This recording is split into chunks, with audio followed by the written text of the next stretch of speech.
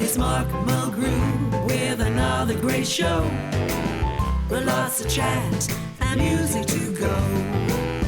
Put your feet up and just relax with Black Diamond Radio.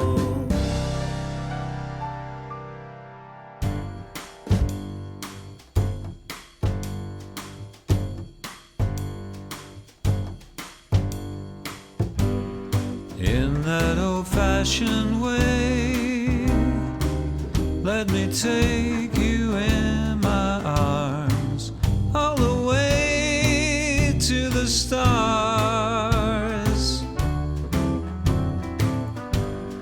Up in the galaxy, catch a satellite to Mars, float away, float away. We couldn't prove Einstein's theory of relativity, but we're getting warm. We're cooking up quite a storm. Let it rain, let them pour it out. We got more important things to talk about than what we're gonna do when the sun comes out. Let them wait, let them blow their horn. We can stop for anything when we're on top of the farm. We're cooking up quite a storm.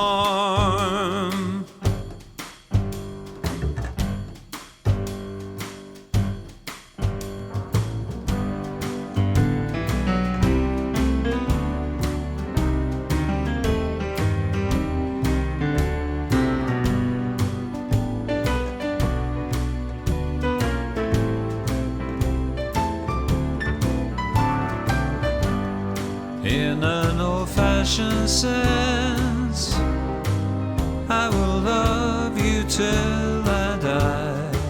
Something money can buy. But we didn't meet Rockefeller and tell him where to go. But honey, we're putting on quite a show.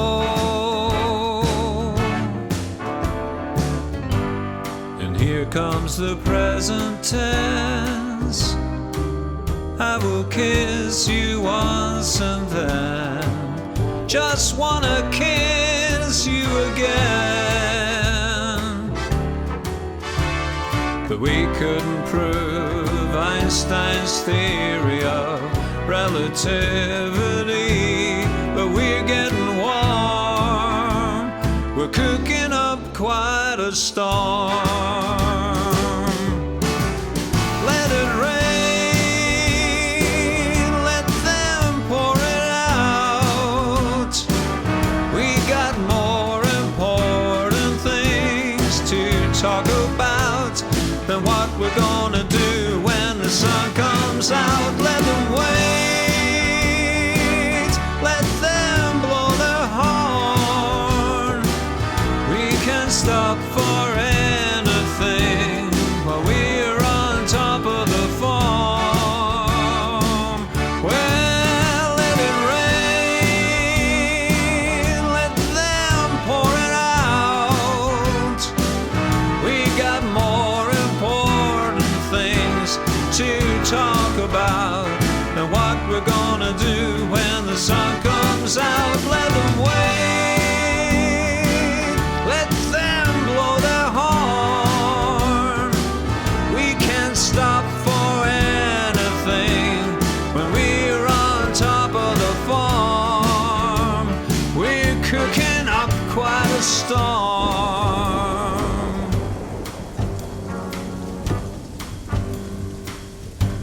Hey, it's raining out there. You got your umbrella?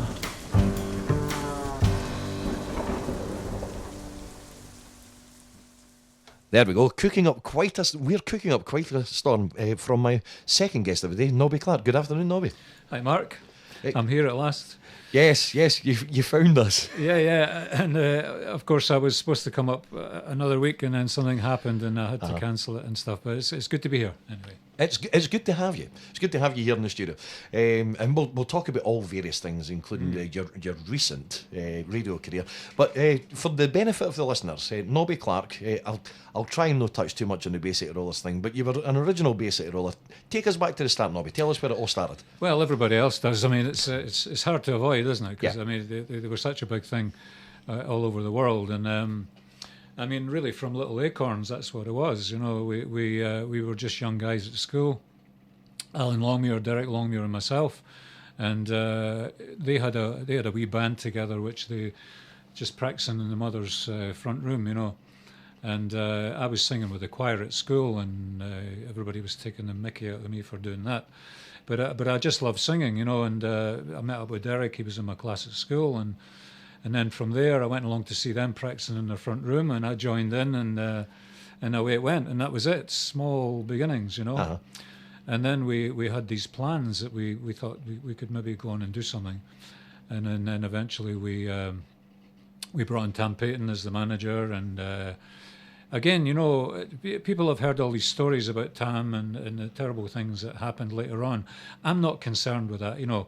My concern is that we were young guys having a great time. Mm-hmm. Tam Payton was a young man. He had aspirations and of his own, and you know, we sort of teamed together to try and make this thing work. So it was like teamwork then, and we were learning. It was a learning process, Yeah. you know.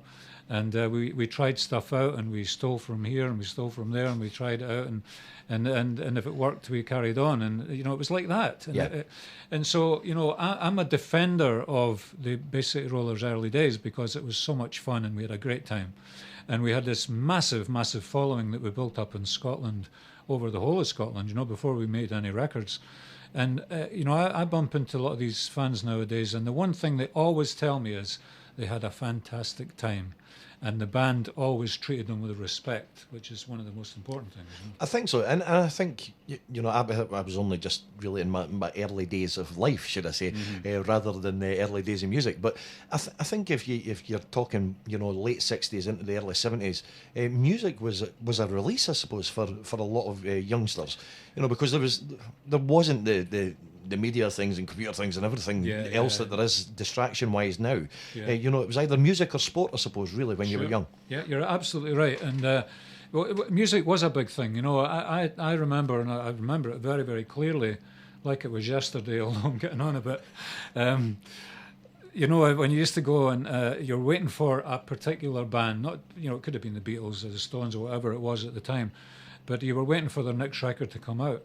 And you would buy their album, and you would walk about with it under your arm so everybody could see that you had that album. You know, it was a treasured possession. Yep. And unfortunately, you know, another thing that I campaign against is background music. I don't think any music, apart from being in a lift, should be background music, you know. Mm-hmm. It's far too important for the people that make it Yep. to be background music. There might be certain music that's made for that purpose. But in general terms, we all make music because we love it and we want it to be heard, you know. Yeah. And for anybody, I'm always very sad when I walk into a place where there's live music and everybody's chatting away and maybe the guy's sitting on the piano and being ignored. I despise that. The wallpaper jobs, as I like to describe them. Yeah. I mean, it's difficult, you know, when you're not getting the respect as a musician or as an act, you know. Absolutely. You know, I don't. Something else can take up the background, not music. Music is far too important, you know.